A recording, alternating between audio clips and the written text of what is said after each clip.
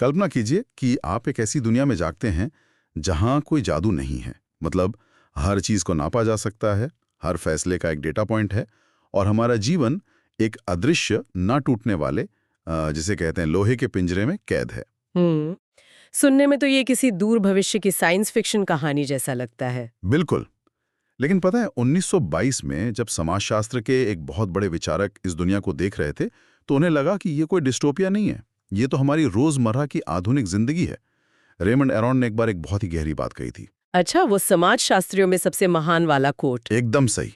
उन्होंने कहा था कि वो समाजशास्त्रियों में सबसे महान है और वो बात कर रहे थे मैक्स वेबर की। तो ठीक है, आइए इसे विस्तार से समझते हैं। आज हमारे पास समाजशास्त्र के कुछ बेहद जटिल विश्लेषणात्मक ब्लूप्रिंट हैं। ये वो नोट्स हैं जिनका अध्ययन अक्सर उन्नत परीक्षाओं या अकादमिक गहराई के लिए किया जाता है। हाँ, और हमारा उद्देश्य सिर्फ इन सिद्धांतों को रटना या दोहराना नहीं है। सही बात है। हमारा मुख्य उद्देश्य ये डिकोड करना है कि इस आधुनिक दुनिया ने, मतलब आज की व्यवस्था ने, हमें, हमारी इच्छाओं को और हमारी आज़ादी को असल में कैसे आकार दिया है। क्योंकि मैक्स वेबर का काम इतिहास के पन्नों में दबी कोई मृत थ्योरी नहीं है। तो ये क्या है? मैं बताती हूँ। ये एक ऐसा शक्तिशाली चश्मा है जिससे हम देख सकते हैं कि हम आज जो कुछ भी कर रहे हैं, चाहे वो ऑफिस की नौकरी हो या समाज में हमारा व्यवहार, वो हम क्यों कर रहे हैं। मतलब ये आज भी उतना ही प्रासंगिक है? बिल्कुल। देखिए, वेबर के समय में, यानी 19वीं सदी के अंत और 20वीं सदी की शुरुआत में, अकादमिक दुनिया में एक बहुत बड़ी वैचारिक जंग चल रही थी। ये बहस इस बात पर थी कि आखिर इस समाज नाम की चीज को पढ़ा कैसे जाए। हाँ, क्योंकि उस समय तो विज्ञान का बहुत बोलबाला था। जी। औद्योगिक क्रांति के बाद ऐसा लगता था कि हर चीज का एक सेट फॉर्मूला है। एक तरफ वो लोग थे जो कहते थे कि समाज को भी भौतिक विज्ञान या रसायन विज्ञान की तरह मापा जा सकता है। एकदम सही, जिसे हम प्रत्यक्षवाद या पॉजिटिविज्म कहते हैं। इन विचारकों का मानना था कि जैसे आप किसी गिरते हुए सेब पर गुरुत्वाकर्षण का नियम लागू करते हैं ना। हाँ, न्यूटन वाला। हाँ, वैसे ही आप इंसानी समाज के नियमों को भी संख्याओं और बाहरी तथ्यों के जरिए माप सकते हैं। लेकिन दूसरी तरफ इसका कड़ा विरोध भी हो रहा था। अप्रत्यक्षवाद की तरफ से। हाँ, अप्रत्यक्षवाद या एंटी पॉजिटिविज्म। इनके समर्थकों का तर्क था कि इंसान कोई मशीन के पुर्जे या पत्थर नहीं है। हमारी अपनी भावनाएं हैं, हमारे विचार जटिल हैं, इसलिए विज्ञान के सख्त नियम यहाँ काम नहीं कर सकते। और यहीं पर मुझे वेबर का दृष्टिकोण सबसे दिलचस्प लगता है। मतलब उन्होंने ये नहीं कहा कि इनमें से कोई एक पूरी तरह सही है या दूसरा गलत है। उन्होंने इन दोनों के बीच एक विश्लेषणात्मक पुल बना दिया। बिल्कुल, एक ब्रिज बना दिया। उन्होंने कहा कि हमें वैज्ञानिक वस्तुनिष्ठता चाहिए, लेकिन साथ ही मानवीय चेतना को भी समझना होगा। मैंने पढ़ा है कि वेबर कांटियन एपिस्टेमोलॉजी से काफी प्रभावित थे। इमैनुअल कांट का दर्शन। हाँ, लेकिन अगर हम इसे आम भाषा में समझें तो इस मानवीय चेतना वाले हिस्से का जमीनी स्तर पर क्या मतलब है? ओह, इसे इस तरह से देखें। कांट का दर्शन कहता है कि इंसान किसी भौतिक वस्तु की तरह नहीं है जो सिर्फ बाहरी ताकतों पर प्रतिक्रिया करते हैं। इंसान अपनी वास्तविकता का निर्माण खुद करते हैं। अच्छा। जैसे जब कोई चट्टान पहाड़ से गिरती है तो उसके पीछे कोई इरादा नहीं होता, वो सिर्फ गुरुत्वाकर्षण का अंधा नियम है। लेकिन जब एक इंसान सड़क पर दौड़ता है तो वो गुरुत्वाकर्षण के कारण नहीं दौड़ रहा है। शायद उसे बस पकड़नी है। बिल्कुल। या शायद वो किसी खतरे से भाग रहा है। उसकी एक इच्छा है, एक अर्थ है जो वह अपनी क्रिया को दे रहा है। वेबर ने कहा कि अगर हम समाज को समझना चाहते हैं तो हमें बाहरी विज्ञान के साथ साथ इस इंसानी इरादे को भी समझना होगा। तो क्या हम कह सकते हैं कि वेबर का जो सबसे मशहूर उपकरण है वर्स्टियन, वो इसी इरादे को समझने की तकनीक है? हाँ, वर्स्टियन, जिसे गहरी व्याख्यात्मक समझ कहा जाता है। इसे देखकर मेरे दिमाग में एक एनालॉजी आ रही है। क्या ये किसी और के दिमाग का वीआर हेडसेट पहनने जैसा है? VR headset? अरे वाह, ये एनालॉजी बहुत ही शानदार है। मतलब आप सिर्फ दूर खड़े होकर किसी को दौड़ते हुए नहीं देख रहे हैं, बल्कि आप वर्चुअली उनके नजरिए को जी रहे हैं, उनके सॉफ्टवेयर में लॉगिन कर रहे हैं। एकदम सटीक। समाजशास्त्र में आप सिर्फ बाहरी हरकतों का डेटा नहीं बना सकते, आपको वो वीआर हेडसेट पहनना ही होगा। और वेबर ने इस अनुभव को 4 स्पष्ट मानसिक प्रक्रियाओं में बांटा है। 4 कदम? हाँ, पहला ये कि जब आप वो हेडसेट पहनते हैं तो आपको सबसे पहले उस व्यक्ति के विकल्पों को समझना होता है, उस विशिष्ट ऐतिहासिक या सामाजिक स्थिति में उसके पास क्या रास्ते मौजूद थे। और दूसरा कदम शायद उस कर्ता के स्तर पर आना होगा। बिल्कुल। मतलब अगर मैं 16वीं सदी के किसी किसान का वीआर हेडसेट पहन रहा हूं, तो मैं आज के 21वीं सदी के आधुनिक और तकनीकी दिमाग से उसके फैसलों को जज नहीं कर सकता। सही बात है। मुझे उसकी दुनिया, उसकी मान्यताओं के भीतर सहानुभूति पैदा करनी होगी। और यहीं पर सबसे बड़ी चुनौती आती है, जो इस प्रक्रिया का तीसरा कदम है। सहानुभूति का मतलब ये नहीं है कि आप भावनाओं में बह जाए। वेबर के लिए यह सबसे महत्वपूर्ण था कि एक शोधकर्ता मूल्य तटस्थ या वैल्यू न्यूट्रल रहे। तटस्थ रहे मतलब जज ना करे। हाँ, आप वीआर में हैं, आप उनकी आंखों से दुनिया देख रहे हैं, लेकिन आपको अपनी खुद की नैतिकता, अपने पूर्वाग्रहों को किनारे रखना होगा। आप ये तय नहीं कर सकते कि वो व्यक्ति जो कर रहा है वो सही है या गलत। एक सेकंड रुकिए, क्या ये सच में संभव है? मेरा मतलब है, अगर हम किसी ऐतिहासिक तानाशाही या किसी बेहद क्रूर व्यवस्था का अध्ययन कर रहे हैं, तो क्या कोई शोधकर्ता सच में अपने नैतिक कंपास को पूरी तरह से बंद कर सकता है? ये एक बहुत ही जायज सवाल है। क्या ये वीआर हेडसेट कभी पूरी तरह से तटस्थ हो सकता है? उस दौर में भी इस पर काफी बहस हुई थी। देखिए, वेबर भी जानते थे कि इंसान पूरी तरह से मशीन नहीं बन सकता, लेकिन उनका तर्क था कि शोध के दौरान मूल्य तटस्थता एक आदर्श लक्ष्य है जिसकी ओर हमें हमेशा कोशिश करनी चाहिए। मतलब कोशिश करना जरूरी है। हाँ, क्योंकि अगर हम पहले से ही जज करने लगेंगे तो हम कभी उस चौथे कदम तक नहीं पहुंच पाएंगे। और वो चौथा कदम क्या है? वो है उस क्रिया के पीछे के वास्तविक अर्थ को डिकोड करना। जज करने का मतलब है अपनी सोच को दूसरे पर थोपना, ना कि उसे समझना। ठीक है, तो मान लीजिए हमने ये वीआर हेडसेट पहन लिया है और हम तटस्थ रहने की पूरी कोशिश कर रहे हैं। अब हम इसका इस्तेमाल किस चीज पर कर रहे हैं? वेबर का मुख्य फोकस था सामाजिक क्रिया, यानी सोशल एक्शन। लेकिन यहाँ एक और दिलचस्प फिल्टर सामने आता है। इंसान जो भी करता है वो सब सामाजिक क्रिया नहीं होता। बिल्कुल नहीं। ऐसा इसलिए है क्योंकि समाजशास्त्र हर इंसान की हर हरकत का अध्ययन नहीं करता। वेबर ने कहा कि किसी भी क्रिया को सामाजिक कहलाने के लिए उसे दो बड़े गेट पार करने होते हैं। दो गेट कौन से? पहला गेट है कि वो क्रिया अर्थपूर्ण होनी चाहिए, यानी कर्ता के दिमाग में उसका कोई सचेत उद्देश्य होना चाहिए।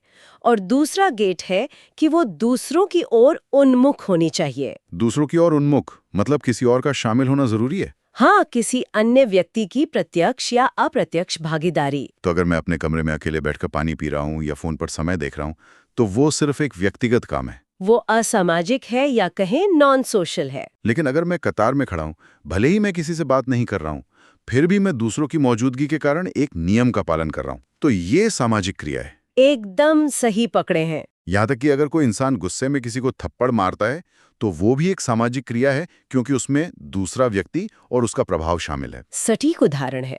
और वेबर ने इस जटिल मानवीय व्यवहार को और गहराई से डिकोड करने के लिए एक और टूल का इस्तेमाल किया, जिसे वो आदर्श प्रारूप या आइडियल टाइप कहते हैं। आदर्श प्रारूप। उन्होंने इन सामाजिक क्रियाओं को 4 मुख्य प्रकारों में बांटा। पहला प्रकार है ज़्वेकेरहशनल। ये पूरी तरह से तर्कसंगत या इंस्ट्रूमेंटल क्रिया है। इसमें क्या होता है? इसमें व्यक्ति एक स्पष्ट लक्ष्य तय करता है और वहां तक पहुंचने के लिए सबसे तार्किक साधनों का उपयोग करता है।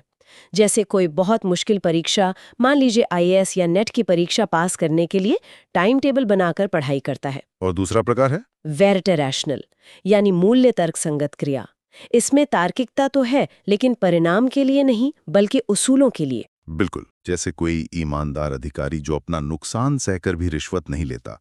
वो जानता है कि उसे नुकसान होगा, लेकिन वो अपने मूल्यों के लिए काम कर रहा है। सही कहा। फिर आती हैं वो क्रियाएं जो इन गणनाओं से परे हैं। तीसरी है अफेक्टिव, यानी भावनात्मक क्रिया। जैसे अचानक बहुत खुशी होने पर किसी अजनबी को गले लगा लेना। हाँ, या गुस्से में चिल्लाना। और चौथी है ट्रेडिशनल या पारंपरिक क्रिया, जो हम पीढ़ियों से चली आ रही आदतों के कारण करते हैं, जैसे बड़ों के पैर छूना। लेकिन अगर हम आज की इस आधुनिक कॉर्पोरेट दुनिया को देखें, तो मुझे लगता है कि ये जो ज़ोए रैशनल है, यानी लक्ष्य और साधन पर आधारित ठंडी कैलकुलेटेड सोच, उसने बाकी तीनों को पूरी तरह से किनारे कर दिया है। आप बिल्कुल सही दिशा में सोच रहे हैं। क्या हम सिर्फ मशीनें नहीं बनते जा रहे हैं, जहां हर चीज का एक टारगेट और आउटपुट है। भावनाओं और परंपराओं की जगह कहाँ बची है? आपका ये अवलोकन ही वेबर की सबसे बड़ी चिंता थी। इसी से उनकी सबसे महत्वपूर्ण अवधारणा जन्म लेती है, तर्कसंगतता या रैशनलाइजेशन।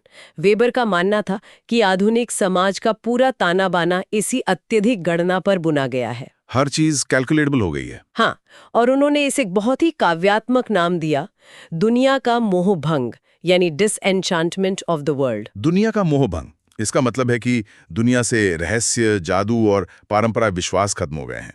पहले लोग मानते थे कि फसल खराब होना किसी बुरी नजर का साया है। अब हम मिट्टी की जांच करते हैं और केमिकल डालते हैं। सब कुछ तार्किक हो गया है, और ये तार्किकता 4 स्तरों पर काम करती है। अच्छा, वो 4 प्रकार कौन से हैं? पहली है व्यावहारिक तर्कसंगतता। हम दिन प्रतिदिन के निर्णयों में फायदा देखते हैं, जैसे पैसे बचाने के लिए सबसे सस्ती कैब बुक करना। दूसरी है सैद्धांतिक, जो वैज्ञानिकों द्वारा परिकल्पनाओं के परीक्षण में इस्तेमाल होती है। और तीसरी और चौथी? चौथी है सारभूत, जहां समाज के व्यापक न्याय और मूल्यों को देखा जाता है, जैसे किसी करप्ट ऑफर को ठुकराना। लेकिन जो तीसरी तार्किकता है, वो हमारे जीवन को सबसे ज्यादा नियंत्रित करती है। वो है औपचारिक तर्कसंगतता। औपचारिक तर्कसंगतता, जिसका सबसे बड़ा और चरम रूप है नौकरशाही या ब्यूरोक्रेसी। बिल्कुल। जिसके 5 लक्षण बताए गए हैं। पदानुक्रम होता है, हर काम लिखित नियम से होता है, विशेषज्ञता होती है, अव्यक्तिकता होती है, मतलब कोई व्यक्तिगत संबंध नहीं, और मेरिट पर भर्ती होती है। एकदम सही। लेकिन मुझे यहाँ थोड़ा पुशबैक देना है। वेबर कहते हैं कि नौकरशाही इंसानों द्वारा बनाया गया अब तक का सबसे कुशल संगठन है। लेकिन अगर ये इतना ही कुशल है, तो किसी भी सरकारी दफ्तर में अपना एक छोटा सा काम करवाने जाना इतना भयानक, धीमा और निराशाजनक अनुभव क्यों होता है? ये सवाल हर कोई पूछता है। मतलब अगर ये तर्कसंगत है, तो ये व्यवस्था इतनी उलझी हुई क्यों है? यही वो विरोधाभास है जो वेबर समझाना चाहते थे। जब वेबर नौकरशाही को कुशल कहते हैं, तो उनका मतलब ये नहीं है कि ये आपके लिए सुखद या तेज होगी। उनका मतलब है कि ये औपचारिक रूप से एकदम सटीक है। अच्छा, मतलब कागजों पर परफेक्ट है। हाँ, इसकी सबसे बड़ी खासियत है अव्यक्तिकता। उस क्लर्क के लिए आप कोई इंसान नहीं है, आप सिर्फ एक फाइल नंबर है। औपचारिक तर्कसंगतता का मतलब है नियम का अंधा पालन होना, चाहे वो नियम उस पल कितना भी बेवकूफ़ी भरा क्यों ना लगे। यहाँ मानवीय न्याय पीछे छूट जाता है। यहाँ विषय सच में बहुत रोचक हो जाता है, क्योंकि इसी अंधी मशीन के कारण वो डरावनी अवधारणा जन्म लेती है, जिसे वेबर ने द आयरन केज या लोहे का पिंजरा कहा है। हम लोहे का पिंजरा। अत्यधिक नियमों, फॉर्म्स और हर चीज को डेटा पॉइंट में बदलने की इस सनक के कारण इंसान खुद को एक मशीनी पिंजरे में बंधा हुआ पाता है। प्रतिस्पर्धा इतनी है कि हम दक्षता के नाम पर अपनी ही भावना खो चुके हैं। सही कहा। तो अगर ये लोहे का पिंजरा हमें इतना ही परेशान करता है, तो हमने इसे बनाया ही क्यों? इसकी शुरुआत कहाँ से हुई? अगर हम इतिहास में जाएं, तो कार्ल मार्क्स जैसे विचारकों का मानना था कि ये सब अमीर पूंजीपतियों की साजिश है। मार्क्स कहते थे कि अर्थव्यवस्था ही आधार है। हाँ, इकोनॉमी इज द बेस। क्या वेबर भी यही मानते थे? यही पर तो दोनों का टकराव होता है ना। बिल्कुल। ये समाजशास्त्र की सबसे बड़ी डिबेट्स में से एक है। अगर हम एक तुलनात्मक मैट्रिक्स देखें, तो मार्क्स का मॉडल बहुत सीधा था। अर्थव्यवस्था आधार है और वही धर्म, संस्कृति और समाज को आकार देती है। लेकिन वेबर ने इसे पलट दिया। पलट दिया? कैसे? वेबर ने कहा कि धर्म और विचार ही अर्थव्यवस्था और पूंजीवाद को आकार देते हैं। ये तो मार्क्स के बिल्कुल उलट है। हाँ, 1904 में वेबर जब अमेरिका गए, तो उन्होंने एक बहुत ही अजीब पैटर्न देखा। उन्होंने देखा कि जो लोग सबसे सफल पूंजीपति थे, जिनके पास सबसे ज्यादा संपत्तियां थीं, वे ज्यादातर प्रोटेस्टेंट धर्म के थे। अच्छा। और खासकर कैल्विनिस्ट संप्रदाय से जुड़े थे।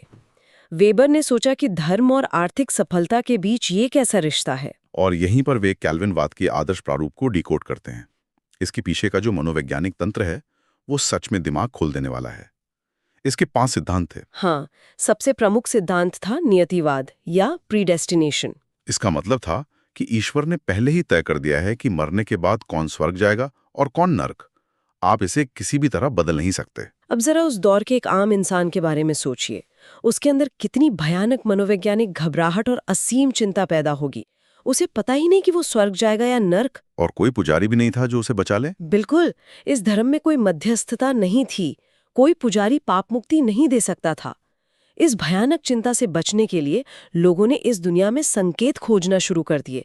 उन्हें लगा कि उनका काम ही पवित्र है, जिसे कॉलिंग कहा गया। तो इस मनोवैज्ञानिक डर ने उन्हें पागलों की तरह काम करने पर मजबूर कर दिया। हाँ, लेकिन एक और पेच था, एहलौकिक वैराग्य या इनर वर्ल्डली एसेटिसिज्म। ये क्या होता है? मतलब आप दिन रात मेहनत करके पैसा तो कमा रहे हैं, लेकिन आप उस पैसे को अयाशी, लग्जरी या ऐशो आराम पर खर्च नहीं कर सकते। वो पाप है। आपको धन का संरक्षण करना है। तो क्या ये कहा जा सकता है कि बेंजामिन फ्रैंकलिन का जो मशहूर विचार है टाइम इज मनी, वो असल में इसी कैल्विनवाद का एक आर्थिक सॉफ्टवेयर अपडेट था? अरे, ये बहुत ही बढ़िया तरीका है इसे समझने का। जहां कमाए गए पैसे को खर्च करने के बजाय फिर से निवेश करना एक धार्मिक और नैतिक कर्तव्य बन गया। अगर हम इसे व्यापक संदर्भ से जोड़ें तो यही वेबर की थ्योरी का दिल है, जिसे उन्होंने पूंजीवाद की भावना कहा। धर्म ने लोगों को लालची नहीं बनाया, धर्म ने उन्हें अनुशासित बनाया। मतलब धर्म एक इंजन की तरह था? हाँ, जब हजारों लोगों ने कड़ी मेहनत की और पैसे बचाकर वापस व्यापार में लगाए, तो आधुनिक पूंजीवाद शुरू हो गया। यह सच में अद्भुत है कि कैसे एक धार्मिक विचार ने पूरी अर्थव्यवस्था खड़ी कर दी। लेकिन वेबर का विश्लेषण केवल धर्म और अर्थव्यवस्था तक सीमित नहीं था। उन्होंने ये भी बताया कि समाज में शक्ति कैसे काम करती है और स्तरीकरण कैसे होता है। यहाँ भी वेबर मार्क्स के आर्थिक वर्ग के विचार से कहीं अधिक व्यापक हैं। मार्क्स समाज को सिर्फ 2 आर्थिक वर्गों में बांटते थे, लेकिन वेबर ने स्तरीकरण का एक 3 आयामी मॉडल दिया। 3D मॉडल, उसमें क्या क्या है? क्लास, स्टेटस और पार्टी। क्लास तो आपकी आर्थिक स्थिति या बाजार की स्थिति हो गई। और स्टेटस?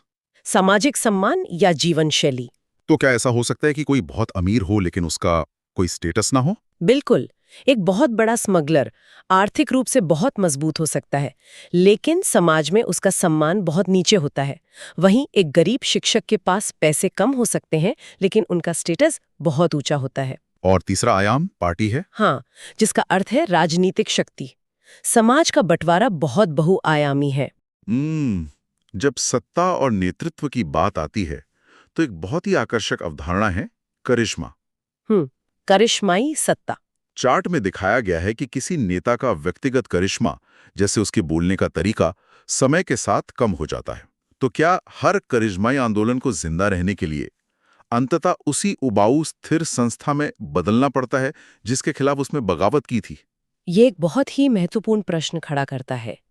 इसे वेबर करिश्मा का नियमीकरण कहते हैं। मतलब करिश्मे को रूटीन बना देना। हाँ, करिश्मा एक व्यक्ति के जादू के साथ जुड़ा होता है।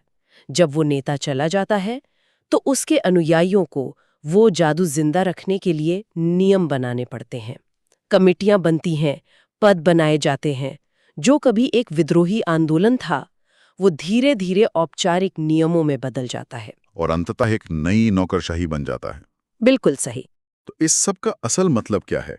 अगर हम वेबर के साहित्य की विशालता को समेटें तो उनकी मास्टर क्रोनोलॉजी देखना जरूरी है।